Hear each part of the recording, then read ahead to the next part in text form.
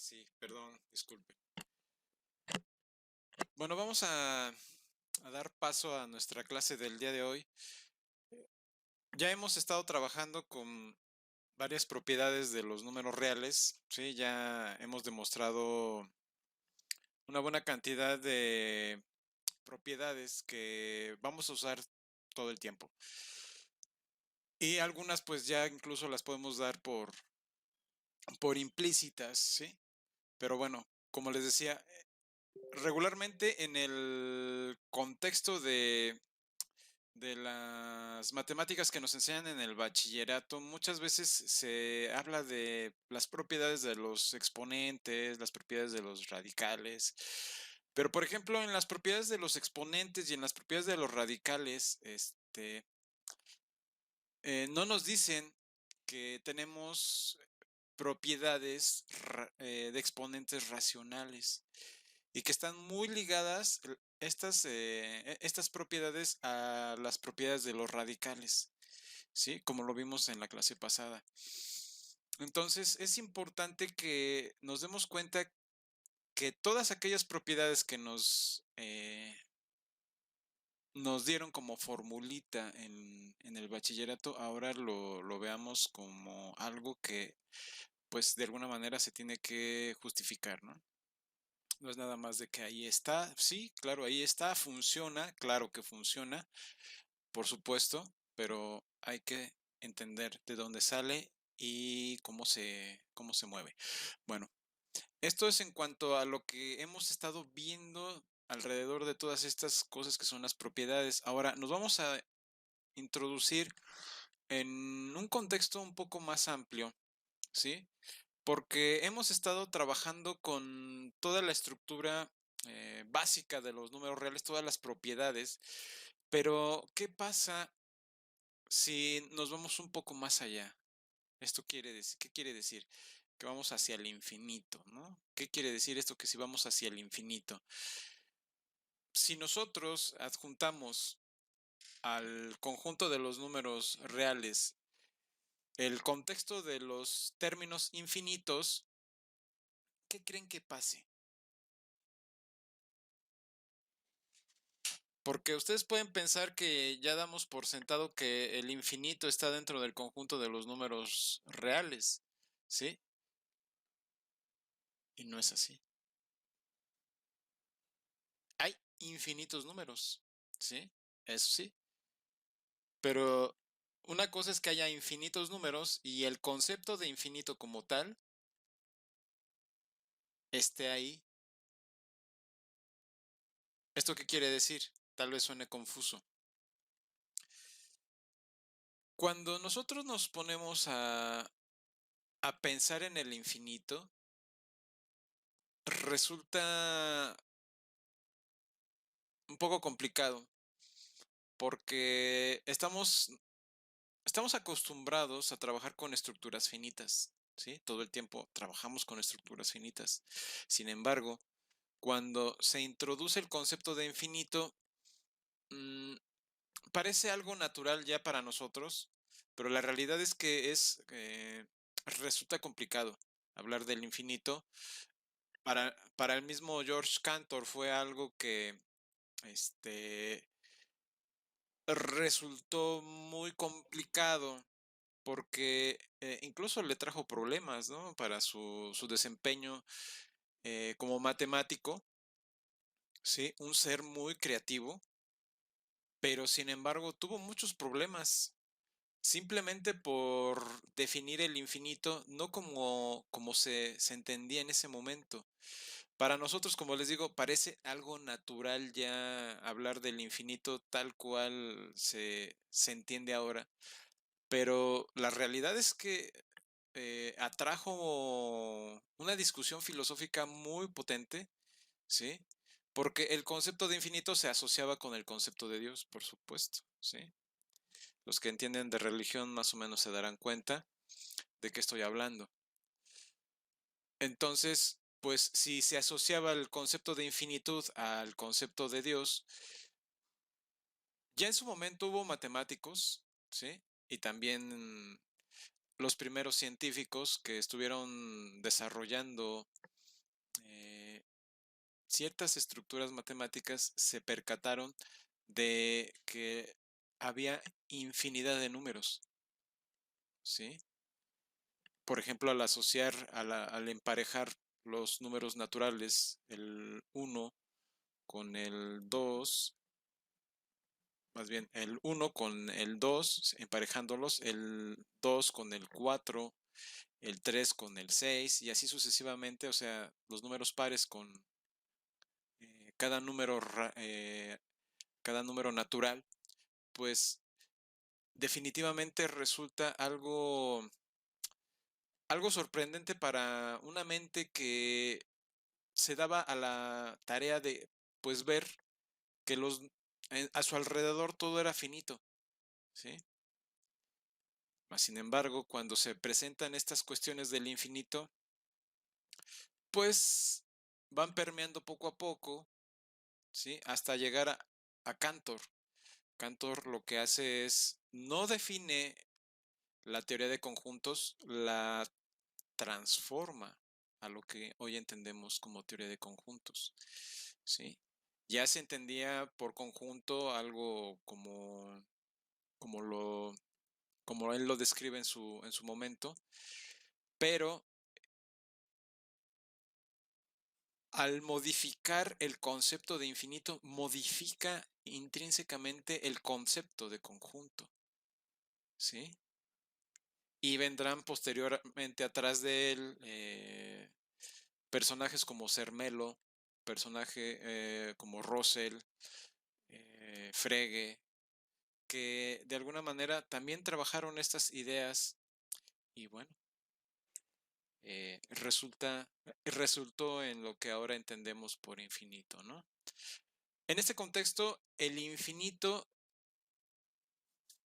se va a entender como un término que no es un número, ¿sí? No es un número estrictamente hablando en los términos de los números reales, pero se va a trabajar y se va a tratar como si fuera un número, ¿sí? ¿Por qué les digo esto? Porque de alguna manera podemos encontrar cierta analogía en operaciones como el producto, como la suma, que de alguna manera pueden resultar redundantes. Ahorita lo vamos a ver, ¿sí? Pero esta idea es que cuando nosotros hablamos ya de términos infinitos, ya lo podemos enfocar, por ejemplo, a lo que son los límites, ¿sí? Cuando hablamos de un límite infinito o cuando hablamos de un límite que diverge, que es exactamente lo mismo, es análogo ser divergente a ser infinito, ¿sí?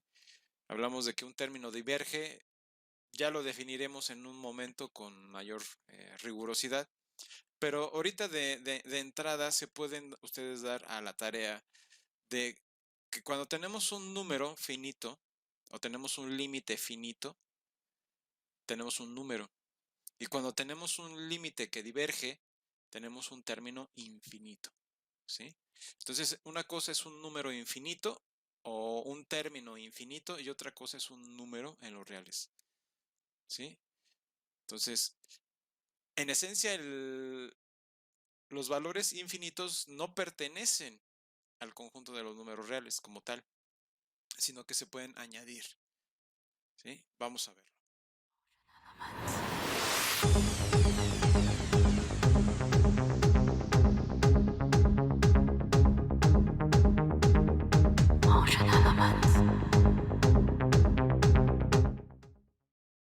Tenemos aquí una página, ¿sí? Y lo que me interesa, pues lógicamente está en esta parte, en esta parte de aquí. Estas definiciones son fundamentales. ¿Por qué? Porque nos dicen que podemos añadirle dos términos, uno de más infinito y otro de menos infinito, ¿sí? Al conjunto de los números reales. Y al añadirle estos valores al conjunto de los números reales, de alguna manera podemos extender, por llamarlo así, a la recta real, ¿no? Que de hecho es así como se le define, recta real extendida, cuando nosotros añadimos valores, estos dos valores infinitos, ¿sí? El menos infinito y el más infinito, al agregárselos al conjunto de los números reales, ya no vamos a tener nada más a la recta real, sino que vamos a tener a la recta real extendida hacia los infinitos, ¿sí? Tanto a la izquierda como a la derecha. Y como les digo, esto puede parecer confuso, o a lo mejor ya es para ustedes sabido, pero para los compañeros que no lo vean o no les quede muy claro de qué estoy hablando, tener la recta real, pues imagínense la recta real y ustedes dicen, bueno, tenemos la recta real que se extiende a infinito y a menos infinito, pues parece que sí, pero la realidad es que sí se extiende infinitamente en números que al final podemos llegar a ellos, ¿sí? Y expresarlos en términos cuantitativos, ¿sí? Podemos definir un número muy, muy grande y ya sabemos que el que le sigue, ahí está, ¿sí? Y lo podemos hacer con cualquier número finito, ¿sí? Por muy grande que sea, ahí está. Y lo podemos expresar también. Podemos pensar en decir, bueno, y ya con eso, pues tenemos infinitos números, ¿no? Sí, pero podemos, así como podemos decir tenemos infinitos números, no quiere decir que ya con eso podemos expresar el número infinito como tal, ¿sí? Porque todos los valores que están dentro de la recta real son números, números finitos, ¿sí? Por muy infinita que sea la cantidad de términos que haya en la recta real, todos los números que hay en la recta real son números finitos, ¿sí? Al final los podemos expresar, ¿sí? Le podemos poner una cantidad inmensa de ceros, expresarlos con cantidades abismales de ceros y al final lo podemos expresar, ¿sí? Ya que lo podamos enunciar ya es otra cosa, ¿no? Pero se puede hablar de que sí, podemos eh, expresar esos números. Pero más sin embargo el término infinito como tal no está dentro del conjunto de los números reales. Eso es lo que quiero que entiendan, ¿sí? Entonces, dentro de este contexto, como podrán darse cuenta aquí, por ejemplo, tenemos simplemente de que se va a definir al menos infinito menor, estrictamente hablando, que más infinito, ¿sí? Entonces, el menos infinito es menor, estricto, que más infinito. Si hablamos desde la perspectiva del más infinito sumado al más infinito, esta operación la vamos a esbozar como más infinito, ¿sí? No es dos veces infinito, simplemente infinito. Y lo mismo para el menos infinito, ¿no? En la operación del producto, si tenemos menos por, perdón, más infinito por más infinito y menos infinito por menos infinito, eso nos va a dar un infinito positivo. Y haciendo alusión a las reglas de los signos, pues menos infinito por más infinito y más infinito por menos infinito nos da menos infinito. Y hay operaciones que no están definidas. En este caso, el más infinito más menos infinito no está definido, no da cero, ¿sí? ¿Por qué no puede estar, no puede estar definido este concepto, esta suma? ¿Por qué queda indefinida? ¿Qué se les ocurre a ustedes, jóvenes? De que no pueda estar definida esta operación. Pues a mí se me ocurre que puede ser porque hay infinitos más grandes que otros. O sea, no sé, por ejemplo, el infinito de los Z es más grande, no es cierto, más pequeño que el infinito de los complejos o algo así. Exactamente, la tirada va por ahí. Es más complicada la explicación, pero dejémoslo así de momento. Justamente porque tenemos diferentes tipos de infinitos, que esto lo se demuestra en un contexto de teoría de conjuntos. Al tener por ejemplo, el número de los números naturales, ¿sí? Como se define, tiene una cardinalidad, ¿sí? Que es Aleph cero. Esta cardinalidad es distinta a a la cardinalidad de los números reales, ¿sí? No sabemos si es Aleph 1, eso no está definido, ¿sí? Pero sabemos que la cardinalidad de los números reales es mayor que la cardinalidad de los números naturales, ¿sí?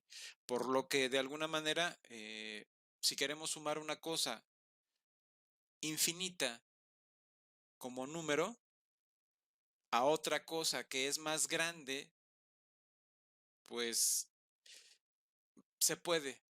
Pero si nosotros estamos hablando de algo positivo y algo negativo, en este caso, por ejemplo, la cantidad infinita de números, de los números reales, al querérselo sumar a los números, eh, simplemente queda ambiguo, no tiene ni pies ni cabeza. Esto puede tener otra explicación un poco más, ¿cómo se le puede llamar? Un poco más elegante de lo que yo estoy diciendo aquí.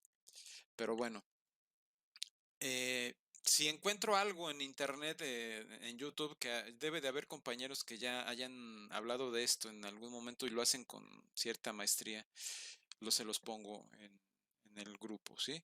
Y Profe, también, dime. yo vi un video precisamente acerca de eso. Déjelo, busco y veo si lo encuentro y le mando el link aquí en el chat. Ah, ok. Y ya sé cómo compartir los videos que se escuchen ahora sí. ¿Sí? Porque ya no tienen un detalle, cuando se comparte un video se debe de habilitar el audio, entonces yo no había habilitado el audio, por eso como le dicen por ahí, la chafez mía de lo que pasó la vez anterior. Bueno, sí. Y tenemos la indefinición aquí de el cociente de infinito positivo entre infinito positivo, tampoco está definido, ¿sí? Esto pues ya lo sabemos, ¿sí? Y bueno, tenemos otras operaciones en donde tenemos un número real, ¿sí? Se define un número real entre el menos infinito y el infinito. Y pues al operar el número real por el infinito, pues nos da infinito, ¿sí? Ya sea que lo hagamos en suma o producto. Teniendo ya sea el valor positivo o el valor negativo de el número real, vamos a tener un más infinito o un menos infinito, como se muestra aquí, ¿sí? Por ejemplo, cuando A es mayor que cero, o sea, cuando A es positiva, pues es obvio, ¿no? A por más infinito, pues nos da infinito.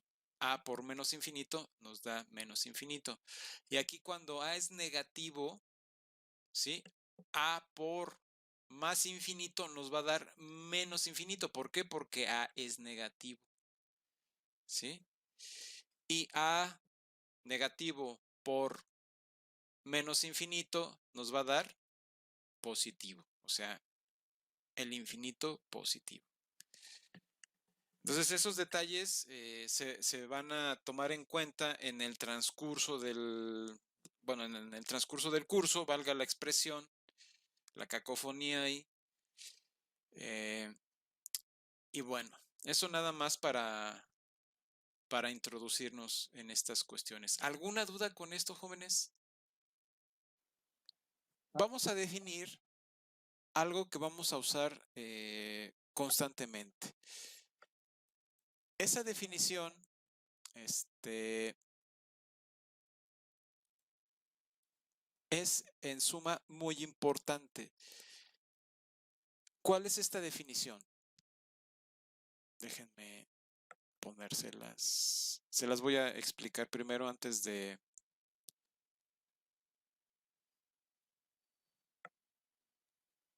Tenemos ahí el conjunto de una recta real.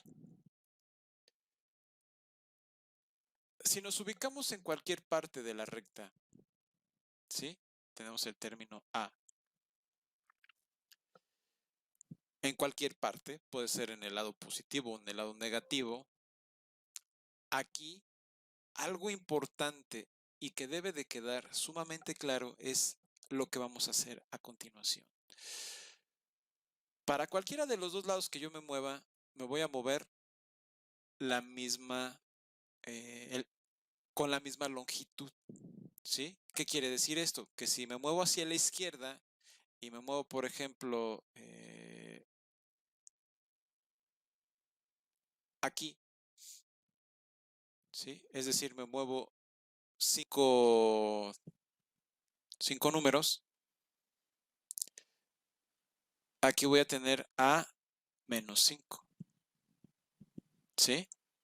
Y si me muevo del otro lado, 5 números también, del otro lado voy a tener a más 5.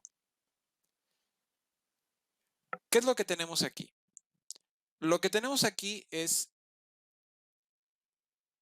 el contexto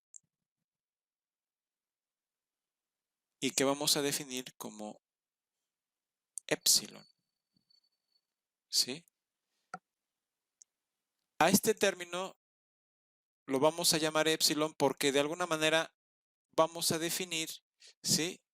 Un espacio en donde vamos a ubicarnos, ¿sí? Para trabajar con el lado derecho o el lado izquierdo. Entonces también del otro lado tenemos la misma longitud, epsilon, ¿sí? ¿Qué es lo que les quiero dar a entender con esto? Bueno, lo primero que tenemos que observar es que estamos trabajando con un concepto que tenemos que definir. ¿Cuál será ese concepto, jóvenes?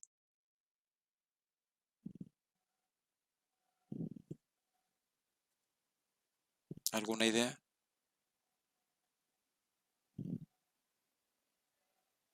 ¿No?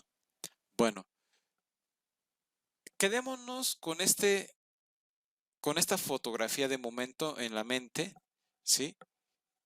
Y veamos qué pasa cuando tenemos, por ejemplo, dos valores. Aquí y aquí. Tenemos A y tenemos B. Vamos a tener dos cualidades aquí. Una, o bueno, más bien cuatro, ¿sí? ¿Por qué? Porque lo que vamos a definir aquí, en este caso, es lo que pasa entre estos dos valores. Todos los que tomemos dentro de esto, ¿sí? Lo vamos a definir como X, donde X es un valor cualquiera dentro de dentro de estos dos valores, A y B, ¿sí? ¿Y cómo vamos a entender esto? ¿Desde qué perspectiva? Bueno, pues puede ocurrir que X se concentre única y exclusivamente entre todos los valores que están entre A y B. ¿Qué quiere decir esto? Que X no puede tomar el valor de A y X no puede tomar el valor de B. Pero cualquier otro término dentro de A y B sí lo puede tomar. Entonces, a este término o a este concepto lo vamos a conocer como intervalo, ¿sí? Entonces, ¿cómo vamos a definir este intervalo? Pues no es tan complicado. Lo vamos a poner en este contexto. Sí, déjenme hacer más delgada la línea porque está muy gruesa. Entonces, vamos a ponerlo como A, B, ¿sí? Y este va a ser, se va a definir como el conjunto de las X en R, ¿sí? Tal que X es menor al valor A y X es mayor que A y X es menor que B. Entonces, a este conjunto lo vamos a conocer o lo vamos a denominar intervalo abierto, ¿sí? ¿Qué va a pasar si el X dice o decidimos que por lo que estamos trabajando, por ejemplo, límites, que necesitamos que el valor A esté dentro del conjunto? Entonces vamos a tener esto. A, B, ¿sí? Y esto lo vamos a definir como el conjunto de las X en los reales, ¿sí? Tal que A es menor o igual que X y X es menor que B, estrictamente hablando en este caso, ¿sí? Y así, si necesitamos que esté B pero no A, pues será el siguiente caso, ¿sí? Donde A no está, pero B sí. Y esto pues lógicamente lo vamos a definir igual como el conjunto de las X en R, ¿sí? Tal que A no está en X o, no, o A no puede ser evaluada por X, pero B sí.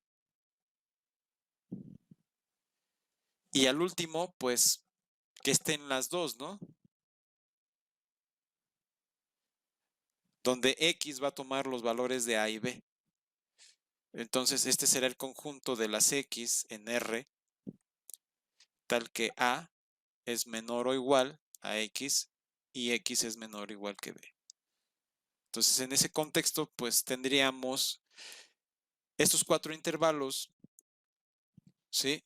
Y se definen así como intervalos, pero con una característica cada uno. Lógicamente, a este lo vamos a conocer como intervalo abierto, a estos dos como intervalos semiabiertos o semicerrados, dependiendo de cómo lo queramos ver. Semiabierto por ejemplo, este es semiabierto por la izquierda, por la derecha, perdón, o semicerrado por la izquierda. Lo mismo para este, ¿sí? Y este le vamos a asignar un nombre, también lo podemos conocer o lo podemos denominar como intervalo cerrado o como segmento, ¿sí?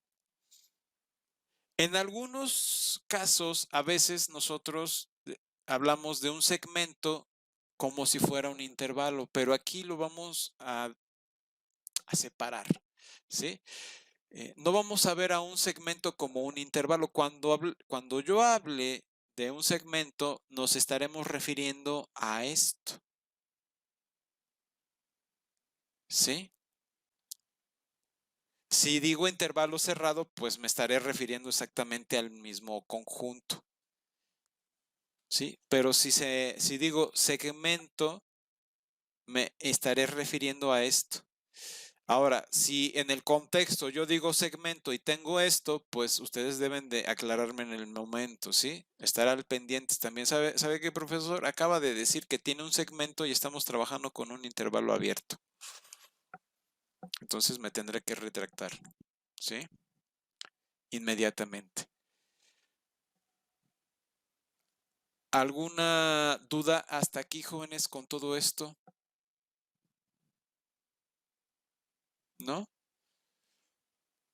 Ahora, yo creo que ya les puede resultar un poco más familiar lo que les venía yo diciendo arriba, ¿no? Con esto. Déjenme subir un poco más para escribir arriba. Una vez que hemos definido lo que son intervalos, segmento, etcétera, ¿cómo podríamos definir esto? a este como un segmento o como un intervalo? ¿Qué nombre le darían? De entrada, si lo observan, así como está dado, este conjunto lo podemos expresar de la siguiente forma. El conjunto A-5, A más 5. ¿Sí? Por las definiciones que dimos. Si nosotros queremos que esté A-5 y queremos que esté A más 5 o uno o el otro, dependiendo de las necesidades, pues lo podemos hacer definiendo qué cosa, pues que el valor A pueda tener el valor de, o bueno, más bien X pueda tomar el valor de A menos 5 o el valor de A más 5 para cualquier X dentro del intervalo en este caso, ¿sí? Ya sea que sea un intervalo cerrado o un segmento, o que sea un intervalo abierto, o semiabierto, semicerrado, como lo queramos ver, ¿sí? ¿Esto qué quiere decir? Que de alguna manera estamos tratando de observar algo, ¿sí?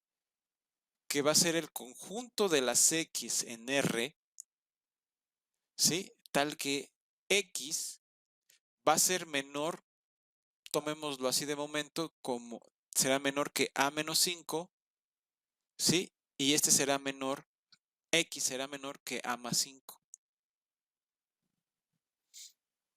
¿sí? De esta forma, pues podemos observar las características que va a representar, o la característica principal que va a representar a este conjunto, ¿sí? Entonces, cuando hablemos de intervalos, estamos hablando de conjuntos dentro de la recta real, ¿sí? De momento. Ya en algún momento más, cuando estemos en cálculo 3, hablaremos de segmentos en R2, pero eso ya lo definiremos posteriormente. De momento quedémonos con esta imagen, ¿sí? Si yo a este valor como epsilon, pues yo lo puedo definir como 5, ¿sí? O ese valor E, como lo quieran llamar. ¿De qué estaría yo hablando aquí? ¿A qué se asemeja esto? ¿Ya han trabajado con él? ¿No? Pues parecen como distancias, ¿no? Unidades de distancia. Son unidades de distancia, por supuesto.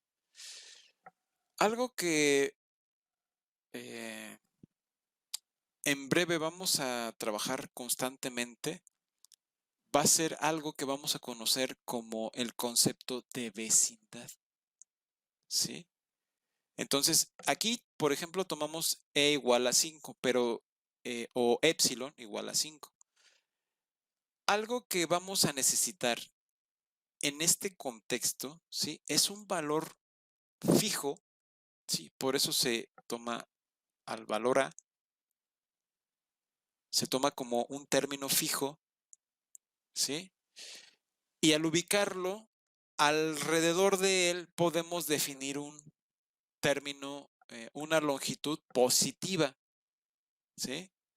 Y cuando hablamos de longitud positiva, nos estamos refiriendo precisamente a este valor, que ya sea que esté del lado izquierdo o del lado derecho, es un valor positivo, ¿sí? Porque la longitud no puede ser negativa. Eso debemos de tenerlo en mente. Porque esto, a pesar de que estamos moviéndonos hacia la izquierda, ¿sí? Podríamos estar dentro de la recta, dentro de los valores negativos, ¿sí? Pero nos estamos moviendo en un esquema donde la longitud como valor es positiva, ¿sí?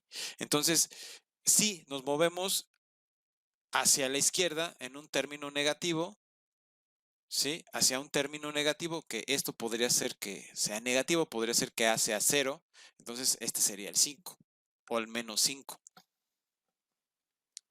¿sí? Nos paramos en el menos 5, pero el menos 5 está aquí, pero el valor de 0 a 5, de 0 a menos 5 es 5. O sea, la longitud vale 5. Por eso es positiva, ¿sí? Entonces, tiene que quedar claro este esquema, ¿sí? Y hacia el lado derecho, pues es exactamente igual. Porque podría ser que el 0 esté por acá, ¿sí? Y A, pues al final es un término negativo. Nada más por darles una diferencia, ¿sí? Porque a veces epsilon podemos pensar, bueno, es que es un valor negativo, pero bueno, ahí se hace uno bolas, ¿no? Epsilon es un valor de una longitud. No me define A menos 5 o A menos epsilon, ¿sí? O A más epsilon. ¿Sí? Lo que me define es única y exclusivamente la longitud que toma el valor de A al extremo, ¿sí? Ya sea que lo quieran ver hacia la derecha o hacia la izquierda, ¿sí? Pero al final estamos hablando de un epsilon positivo, ¿sí? Por eso siempre se habla de epsilon mayor a 0, ¿sí? Para cualquier valor epsilon mayor a 0, y esa es la connotación en todas las definiciones que vamos a ver en lo sucesivo cuando nos adentremos ya en lo que respecta a comenzando desde ya de lo que es una sucesión, ¿sí? No voy a definirlo todavía, ¿sí? Pero debe de quedar claro el concepto de vecindad. ¿Por qué vecindad? Bueno, porque pues vamos a introducir que cualquier cosa que esté dentro de la vecindad, que es un intervalo, es un conjunto simplemente, ¿sí? ¿Definido por quién? Por este valor epsilon, ¿sí? Que del lado izquierdo va a ser la misma longitud que del lado derecho, ¿sí? Es lo mismo de este lado, la misma cantidad de términos encerrados por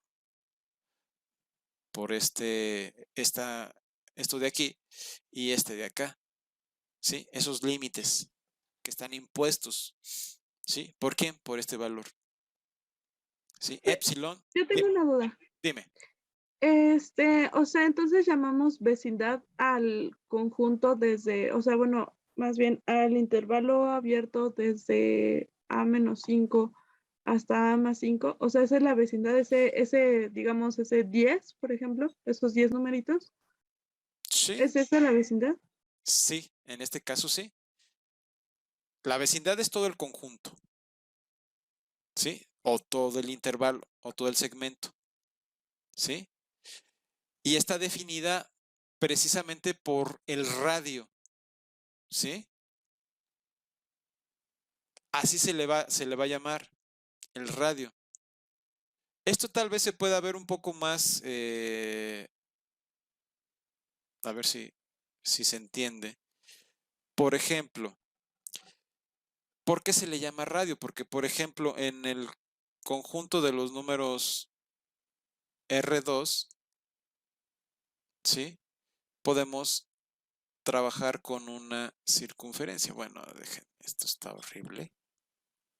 Tenía un profesor que hacía unas circunferencias casi perfectas solo a pulso. Entonces yo lo admiraba mucho ese profesor. A lo mejor alguno de ustedes lo conoce, Silvestre. A lo mejor ha tomado clases con él. Bueno, tenemos esto. Si se dan cuenta y lo observan, si nos fijamos en esta parte de aquí y en esta otra parte de aquí, ¿sí? Es el segmento, ¿sí? Entonces tenemos el radio, ¿sí? Igual hacia arriba, el radio, sobre la recta, ¿sí? Igual hacia acá. Y pues lógicamente, si nos vamos hacia los hacia los cuadrantes, pues también estaríamos viendo. Pero si nos enfocamos solo en la recta, ¿sí? En esta de aquí, pues es exactamente lo mismo que tenemos aquí, ¿sí? Nada más que en una dimensión. Por eso se habla del radio en la vecindad, ¿sí? Y a mí me quedaba muy confuso porque pues a mí no me explicaron esta parte al principio, ¿sí? Me decían, no, es que el radio de la vecindad, y bueno, ¿por qué le dicen radio? ¿Sí? Por esto, por esto simplemente, ¿sí? Esto que tenemos aquí es como si fuera una circunferencia aplastada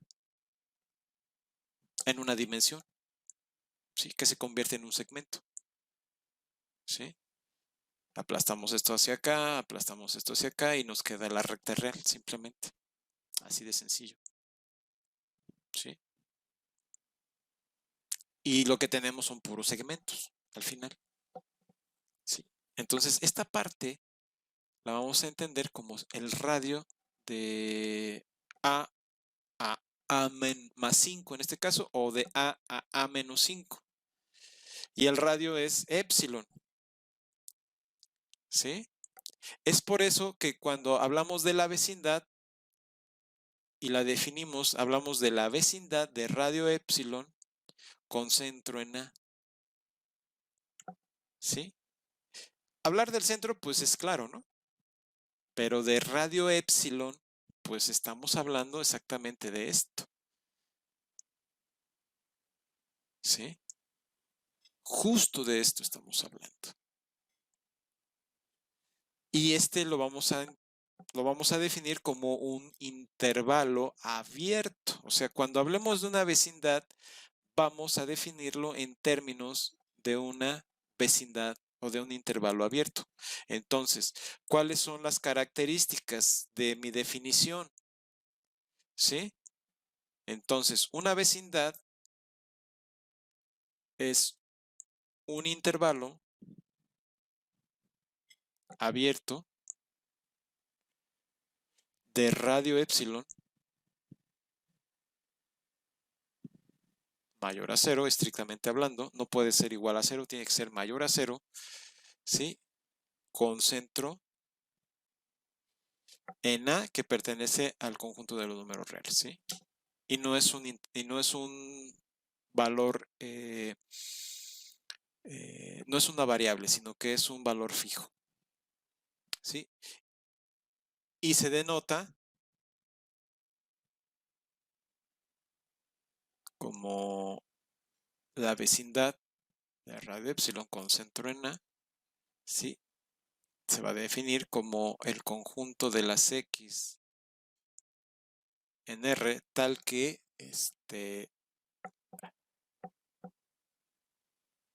A es menor a A menos epsilon y A es mayor que A menos epsilon y A es menor a más epsilon, ¿sí? Esta va a ser la definición y la vamos a llamar vecindad, ¿sí? Es de suma importancia, jóvenes, que quede claro de qué estamos hablando, ¿sí? Porque esto lo van a ver hasta en la sopa, ¿sí? Lo van a ver hasta en la sopa de límites, ¿sí? Cuando nos adentremos ya desde sucesiones vamos a empezar a hablar de límite, de vecindades, pero cuando estemos ya hablando también de derivadas y todas las aplicaciones, siempre vamos a trabajar con una vecindad, ¿sí? Entonces es de suma importancia que quede clarísimo este concepto. Es fundamental para, para lo que sigue. ¿Alguna duda hasta aquí, jóvenes? Ahora vamos a pasar, en este caso, ahora sí, a otra definición. Déjenme, ahora sí les pongo esta. Ya visto, ya vista esta parte de lo que es una vecindad y de lo que son los intervalos y los segmentos, ¿sí? Ahora vamos a trabajar con lo que vamos a entender como conjuntos acotados y no acotados, ¿sí?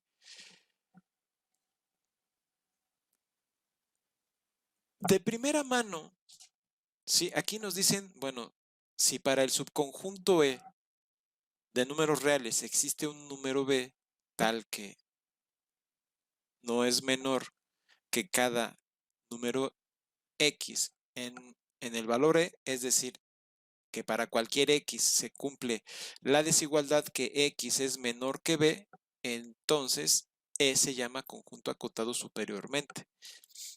Y el número B, ¿sí? Se va a definir o va a decir que está acotando superiormente al conjunto E.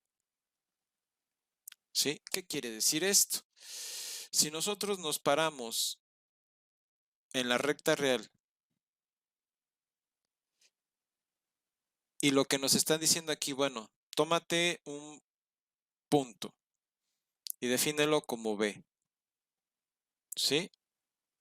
Y me dicen que para todos los valores X que yo me tome a la izquierda, ¿sí? X es menor o igual a B, ¿sí? ¿Esto qué va a implicar? Pues esta X, así como me la pusieron, ¿sí? Pues simple y sencillamente es claro que X es menor, estricto podríamos decirlo incluso así, menor, pero lo voy a poner así, menor o igual que B, ¿sí? Cuando me dicen que es menor o igual que B, lo que me están queriendo decir es que X, ¿sí? O que este conjunto E es equivalente a quién? Al conjunto de las X en E, en R, tal que X es menor o igual que B y es menor y mayor que menos infinito. Déjenme ponerlo. Menos infinito, menor que X y menor o igual que B. Ese es el conjunto E, ¿sí? Y por otro lado podemos tener al conjunto F, ¿sí? Y lo podemos extender de la siguiente forma, donde es el conjunto de las X o Y, vamos a ponerlo así, conjunto de las Y en R, ¿sí? Tal que X, o más bien Y, perdón, Y es menor que B y menor, y Y es menor que más infinito, ¿sí? Si estamos trabajando, bueno, antes de adentrarme en eso, teniendo esto en mente, ¿sí? Me están afirmando que el valor B, en este caso, en el primer caso, va a ser definido como cota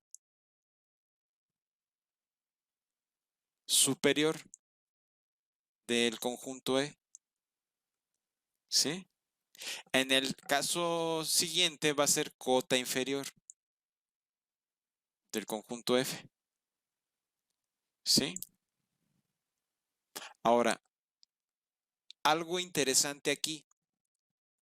Si yo estoy enfocándome en el valor B, ¿sí? ¿Qué va a pasar con todos los Y's que están en F? ¿Alguna idea que les surja por ahí, jóvenes? ¿Qué les dice su, su feeling? Si estamos viendo que por este lado tengo Y, perdón, por este lado yo tengo los valores de Y, ¿sí? Son valores en R también, pero de este lado tengo definido el conjunto E y de este lado tengo definido al conjunto F, ¿sí? Entonces, me están definiendo al valor B como cota superior de E, pero da la casualidad, ¿sí? Que Y es mayor que B, ¿sí? Entonces, Y va a ser, o cualquier y que yo me tome en el conjunto F, cualquier y que yo me tome en el conjunto F va a ser mayor que B. ¿Sí? Entonces, para toda y en F, ¿sí? Se sigue o se implica que y va a ser mayor que X estricto. ¿Sí? Entonces, si B es cota superior, Y también lo va a hacer. ¿Sí? Y para toda X en el conjunto E, o sea, para toda X,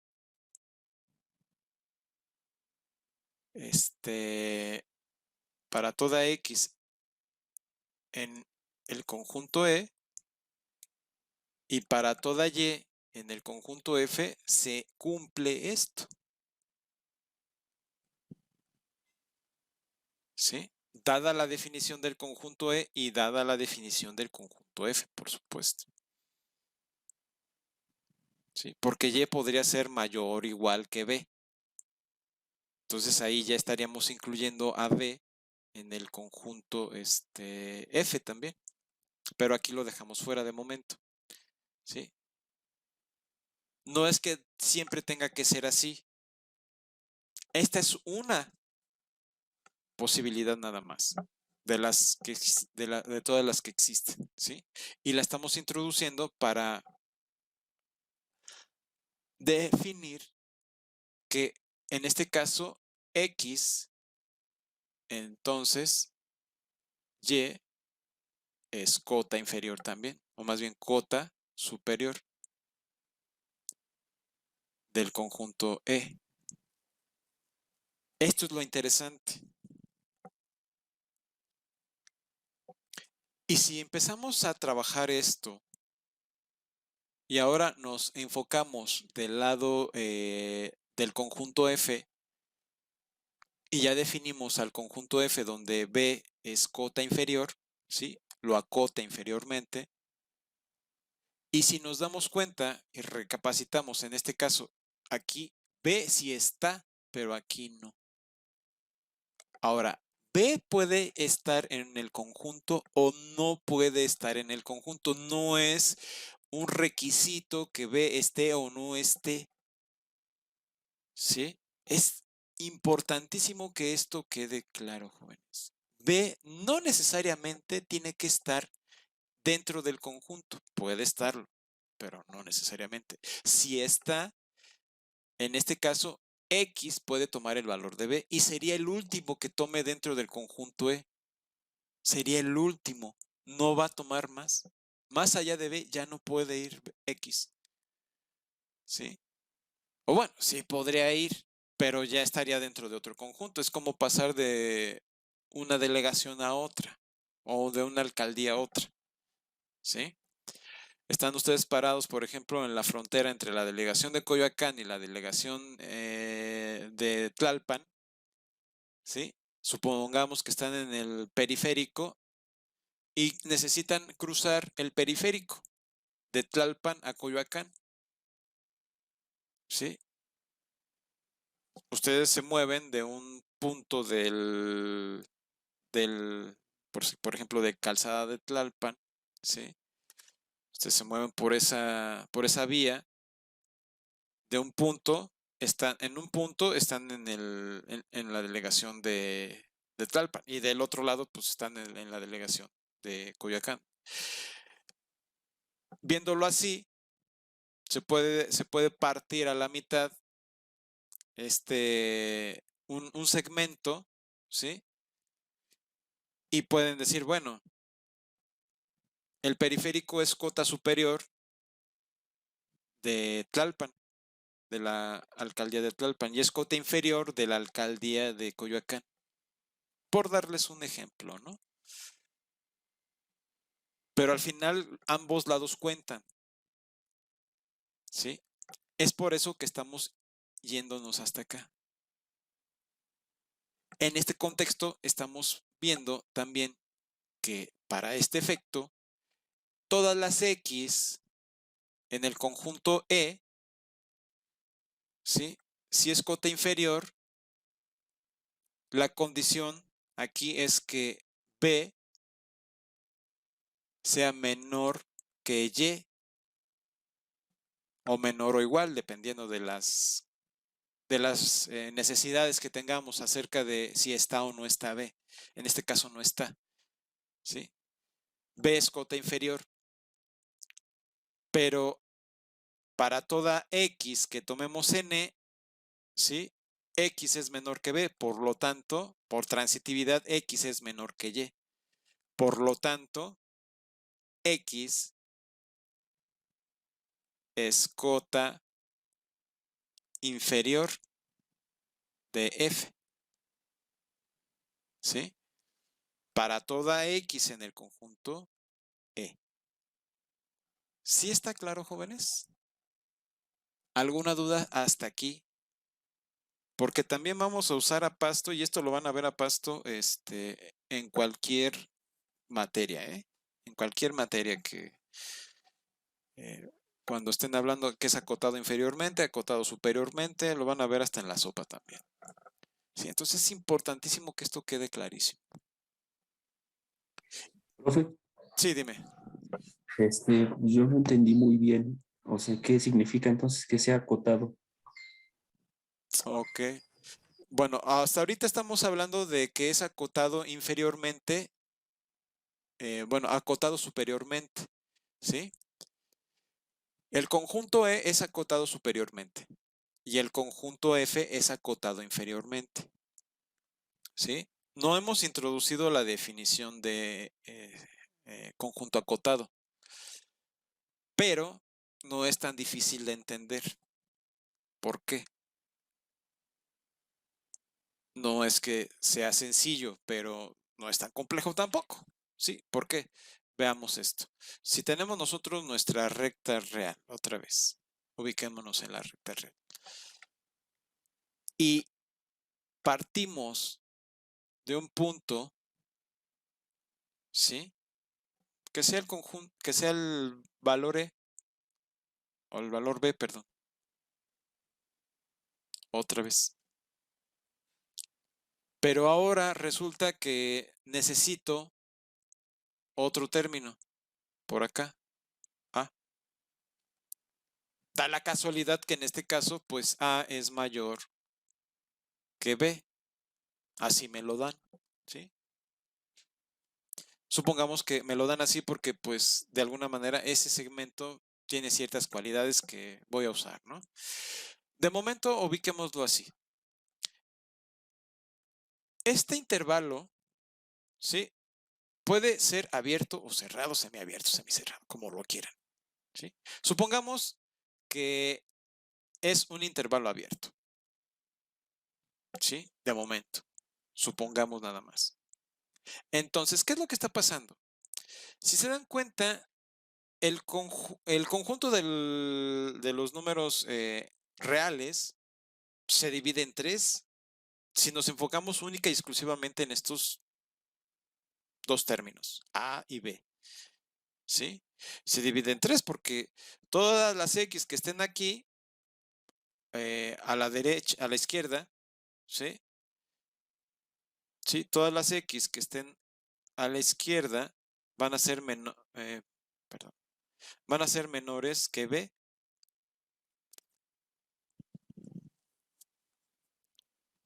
No sé si este conjunto que está aquí, que vamos a llamar el conjunto, vamos a ponerle el conjunto E otra vez, ¿sí?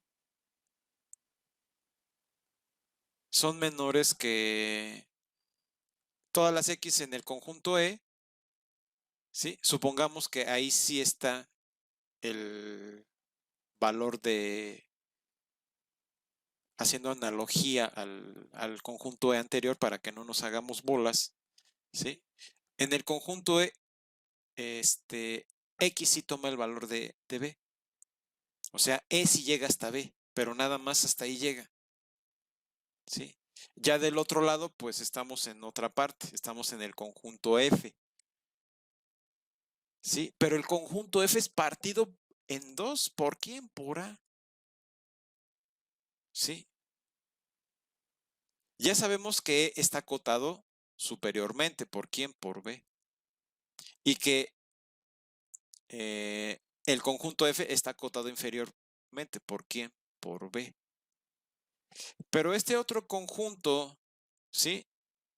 Que está de alguna manera zanjando al conjunto F, o que lo está partiendo más bien, lo vamos a llamar el conjunto G, ¿sí? Que será el conjunto, ¿sí? Donde, vamos a tomarlo así, X' está dentro. No toma los valores de B ni de A, ¿sí? X' va a estar enteramente contenido dentro del conjunto G. O sea, G es igual al conjunto de las X en R, tal que X pertenece al intervalo abierto A, B. Ahora lo puedo expresar así, ya que definimos los intervalos. ¿Sí?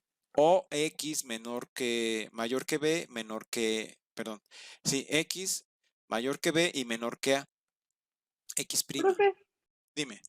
yo ahí tengo una duda porque mi lógica no entiende por qué si B está en medio y A está a la derecha, Ajá. ¿por qué A es menor que B? Ah, perdón, disculpe, es que estoy acostumbrado a ponerlo al revés, pero sí tienes razón, no, es B es menor que A.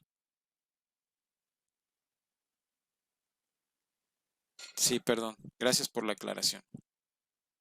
Y por acá Gracias también. a usted, profe. No, gracias a ustedes porque están al pendientes. O sea, esta clase es para ustedes. O sea, si ustedes no están al pendiente, pues yo me sigo como burro sin mecate y pues los puedo confundir. ¿Sí?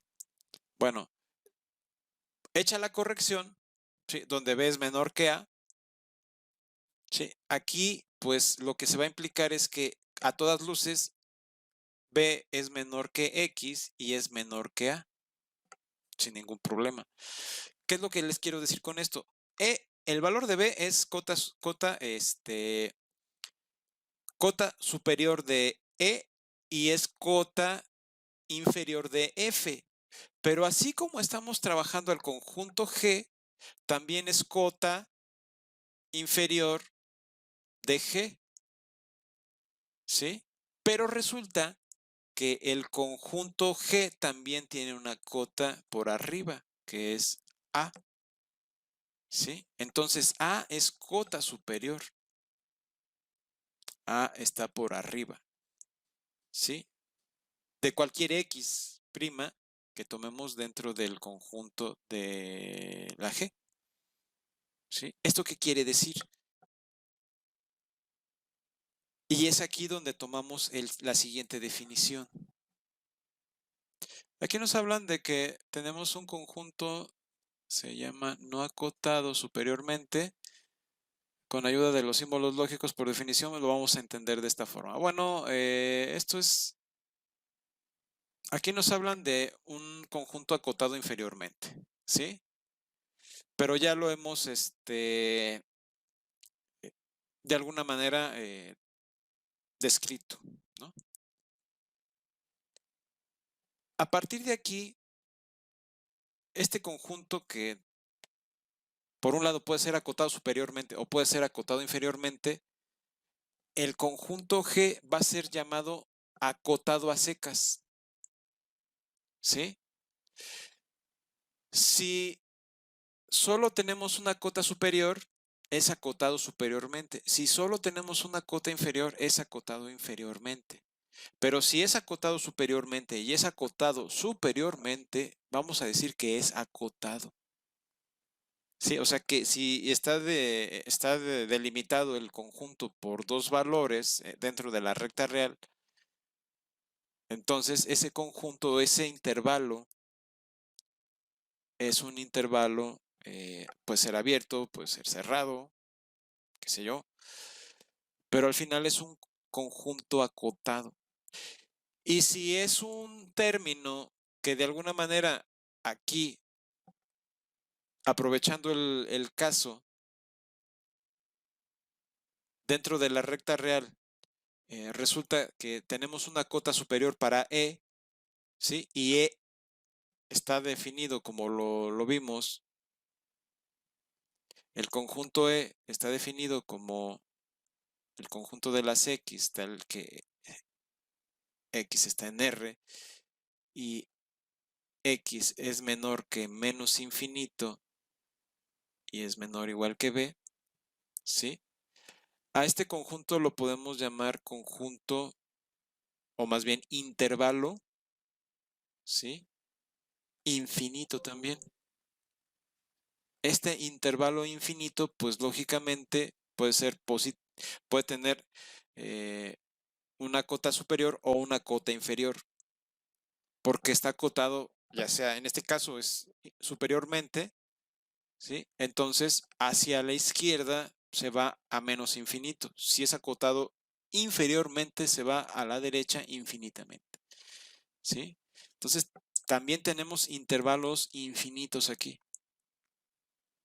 Y al final podríamos hablar de un intervalo o de un conjunto que sería menos infinito, coma, infinito. Y este conjunto es equivalente al conjunto de los números reales. Y si nos enfocamos en el conjunto de los números reales extendidos, lo vamos a definir así: x, más bien, menos infinito, coma, infinito. Encerrando en corchetes, ¿sí? Como un conjunto cerrado al conjunto de los números reales extendidos, que se define así.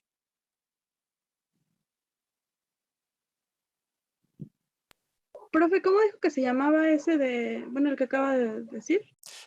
Conjunto de los reales extendidos. Porque aquí ya se está incluyendo al menos infinito y al más infinito. En este caso, cuando definimos así el conjunto de los números reales, es claro que cualquier x que yo me tome dentro de este intervalo no va a tomar los valores de menos infinito o de más infinito, ¿sí? Es un intervalo abierto infinito, ¿sí? Es un intervalo acotado infinitamente y es abierto, ¿sí? Eso es R, ¿sí? En el otro caso, sí estamos incluyendo a los infinitos. Y este es el caso cuando, por ejemplo, decimos el límite de una función o el límite de una sucesión es infinito, o sea que diverge. En ese caso estamos en este contexto, ¿sí? Entonces ya aquí ya nos estamos adentrando en conceptos que nos van a ser de mucha utilidad en lo sucesivo, ¿sí? Cota superior, cota inferior, conjunto, intervalos, vecindades, ¿sí? Entonces todo esto es importante que quede súper claro, jóvenes, súper claro, porque si no, vamos a tener problemas más adelante. Digo, yo no voy a tener problemas, van a tener ustedes un problema porque a lo mejor cuando defina algo no lo van a comprender. Entonces es importantísimo que si tienen alguna duda, inmediatamente ahorita la esgrima, porque no se vale que se queden con dudas, ¿sí? No para ustedes, no se hagan eso. Sean generosos con ustedes y diriman sus dudas aquí, por favor. Si tienen alguna duda, adelante, por favor. Bueno, se supone entonces que ya con todo esto, pues ahora sí, ya podemos soltar al gato, ¿no? A ver, déjenme subir esto un poco más. Y el tan cantado, ¿no? Definición 5. No es bueno confiar en la tecnología. Por eso les digo que no me gusta dar clases en estas circunstancias, pero bueno, aquí la tengo. Aquí observemos esto de momento. Un conjunto acotado superior e inferiormente se llama simplemente conjunto acotado. Esa es la definición que quería que vieran, ¿sí? Esa era la que, cuando dije aquí va el gato, ¿no? Entonces, esa definición eh, es lo que me trae hasta aquí, ¿sí? Ya una vez que hemos definido todo lo que son los intervalos y lo que es un conjunto acotado inferiormente, superiormente, llegamos al punto en donde estamos hablando de un conjunto acotado a secas, ¿sí? Y al final, pues tenemos esta parte, ¿sí? Definición 6 y definición 7. ¿De qué se trata esto? Si ya quedó claro que es un conjunto acotado y ya sabemos que todos los elementos que estén por la derecha de, por ejemplo, de B, son cotas superiores del conjunto E. Y por el otro lado, todos los términos que estén por la izquierda, que sean menores que B, van a ser cotas inferiores, todos, absolutamente todos, ¿sí? Entonces, ¿qué quiero decir con esto? Déjenme subir esta parte para ubicarnos y concentrarnos en esto. ¿Qué es lo que les quiero decir? Bueno, teniendo esto, ubicémonos nuevamente en la recta real, ¿sí?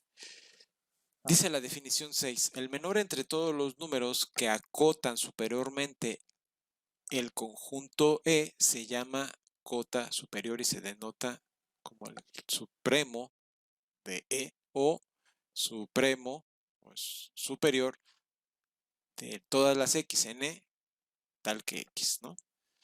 Y la definición 7 es análoga porque habla del conjunto del ínfimo, ¿no? ¿A qué hace referencia esto? Pues lógicamente al supremo o al ínfimo, tomando un solo valor, en este caso un término B, ahí, a este lo llamo B. Ya sé que todos los valores que estén por ejemplo, este es el conjunto E y este es el conjunto F, todos los valores que estén por la derecha, ¿sí? Van a ser cotas superiores del conjunto E. De eso no tengo hasta ahorita problema, ¿sí? Y espero que ustedes tampoco. ¿Qué es lo que me quiere decir la definición esta? Lo que me quiere decir es que del conjunto F, ¿sí? Todo lo que respecta al conjunto F, todos los valores del conjunto F, ¿sí? Van a cumplir también el hecho de que está cotado inferiormente. Y todos van a ser cotas inferiores, perdón, y todos los términos van a ser cotas superiores de E. Pero si me tomo al más pequeño o a la más pequeña de esas cotas, ¿sí? Que ya definí que B es cota inferior de F, ¿sí? Pero si en este caso me tomo a todas las cotas superiores por este lado, o sea, todas las Y's, me tomo a la más pequeña. Y esa más pequeña puede que esté o no esté, ¿sí? Pero al ser cota superior B, y estas también al ser cota superior, me tomo la más pequeña de las cotas superiores. ¿Cuál es la más pequeña? Pues la que tiene menor valor, y ese es B, ¿sí? De todas las cotas superiores, es la que menos valor tiene. Porque pasando B, pues yo me puedo tomar cualquier y es mayor que B, ¿sí? Pero no es la más chica. O sea, me puedo acercar mucho aquí Sí, perdón, a ver, aquí me están haciendo una pregunta. Profesor, ¿qué libro está llevando para el curso? Bueno, estoy llevando varios textos, ¿sí? Ahorita el que estoy llevando es el Kudryavtsev. Eh, y de hecho ya estoy terminando esta parte con el Kudryavtsev. No me quiero enfocar en el Kudryavtsev porque es un texto un poco complicado en cuanto a la extensión que tiene y a la cantidad de material que tiene. Y se puede convertir en un texto confuso si no se lee adecuadamente. No es fácil de leer el Kudryavtsev. Es muy didáctico en cuanto a tomarlo y leerlo secuencialmente. O sea, no ir dando brincos, sino más bien llevar la secuencia de cada comentario que hace, o sea, es muy, muy, muy detallado, pero eso lo convierte en extremadamente pesado porque se vuelve hasta tedioso, ¿sí? Es lo contrario al Spivak. El Spivak es muy escueto, ¿sí? El Spivak es súper escueto, entonces ya saben que ahí siempre les dejan la demostración al lector, perdón. Entonces, bueno, en el Kudryavtsev se esmeran por demostrar todo, en el Spivak pues dejan muchas demostraciones en el aire, ¿no? Que está bien de alguna manera, porque eso sirve para ejercitar las demostraciones, pero cuando estamos empezando a entender lo que es una demostración, pues se me hace algo, es como ponerte una pistola en la boca y cargada, ¿no? Y estar tratando de jugar a la ruleta rusa. Pero bueno, eh, eh, se los pongo en un rato en el chat del, del Telegram, ¿sale? Para que lo puedan descargar de ahí mismo. Lo pueden descargar directamente de la liga que les compartí para descargar libros, ¿sí? Pero se los subo directamente al chat para que lo puedan descargar de ahí. Bueno, continuando con esto, jóvenes. Entonces, nos tomamos aquí el detalle de que si Y está muy próximo al punto B, Y sigue siendo mayor que B. Puede ser igual, porque puede ser que B también esté por ahí, ¿no? Pero así como definimos F, en F Y no está, perdón, B no está, pero sí es cota superior de E. Entonces, B es la más pequeña de las cotas inferiores, ¿sí? Perdón, B es la más pequeña de las cotas superiores de E, ¿sí? Entonces, es ahí y es ahí a donde apunta esta definición 6. A la más pequeña de las cotas, que es la mínima cota superior, ¿sí? La más pequeña de todas las cotas es B. Y lo mismo va a ocurrir para la definición 7. El mayor de todos los números que acotan inferiormente, en este caso al conjunto F, ¿sí? Se va a llamar ínfimo, ¿sí? Y se va a denotar por esto, cualquiera de las dos, el ínfimo de E, ¿sí? Aquí nos dicen que se llama cota inferior, bueno, pero eh, lo vamos a definir como supremo e ínfimo.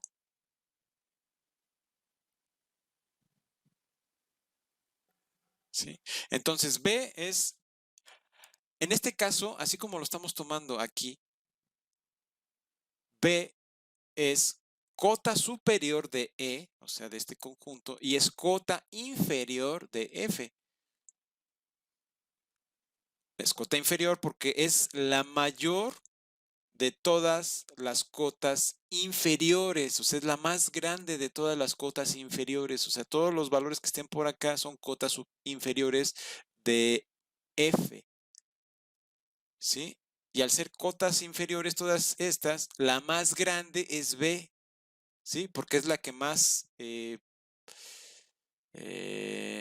la que mayor valor tiene de todas las cotas, ¿sí? Porque todos los demás términos ya están dentro de F, aunque en este caso B no está, nada más porque así lo definimos, ¿sí?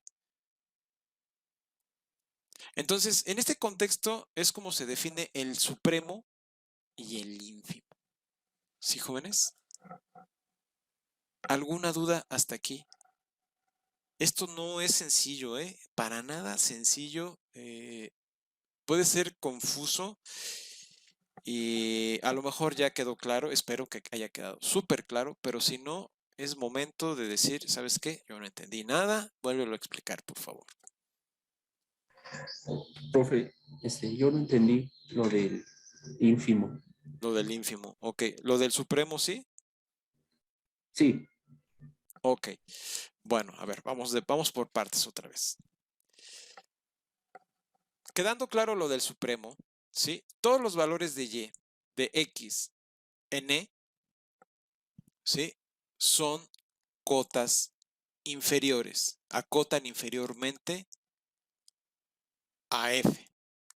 ¿Estamos bien hasta ahí? sí, Ok, bueno. Si te das cuenta, x es menor que b, menor o igual que b. O sea, todas las x que yo me tome en e son menores o iguales que b. ¿Sí? ¿Y cuál es la más grande o cuál es el valor más grande del conjunto e? Pues b, ¿sí? Suponte que es 5. Todo lo que esté para acá es menor a 5, ¿sí? Entonces el 5, que es igual a b, ¿sí? Va a ser el más grande de los números que pertenecen a e, en este caso, porque así se definió, ¿sí? Puede ser que no esté, pero en este caso sí está. Como b es el más grande de los números que están en el conjunto E y que acotan todos estos X al conjunto F, ¿sí? El más grande de ellos, que es la máxima cota, ¿sí? El máximo de todas las cotas superiores es B. Entonces, a ese término lo llamamos ínfimo, ¿sí? La máxima de todas las cotas inferiores, ¿sí? sí. Entonces es eh, ínfimo, pero del conjunto F. Así es. No es ínfimo del conjunto E, es ínfimo del conjunto F, ¿sí? Y B es supremo del conjunto E, es distinto, ¿sí? Sí, ya me quedó más claro, gracias. Ok. ¿Alguien que tenga alguna duda al respecto de todo esto que estamos definiendo? ¿No? Bueno, ya nada más para terminar, jóvenes. Entonces, si tenemos un segmento, bueno, un intervalo, así, AB, y lo definimos como A, como podrán darse cuenta, A acota inferiormente al conjunto A y B acota superiormente al conjunto A, ¿sí? En este caso, A es ínfimo del conjunto A y B es supremo del conjunto B, porque en este caso A es el máximo de las cotas inferiores que acotan a A y B es el mínimo de las cotas superiores que acotan a A. ¿Sí? Entonces, los intervalos que son abiertos, no abiertos, abiertos finitos o cerrados finitos son conjuntos acotados superiormente y acotados inferiormente que tienen supremo e ínfimo. ¿Sí? ¿Alguna duda con esto, jóvenes? Hasta aquí.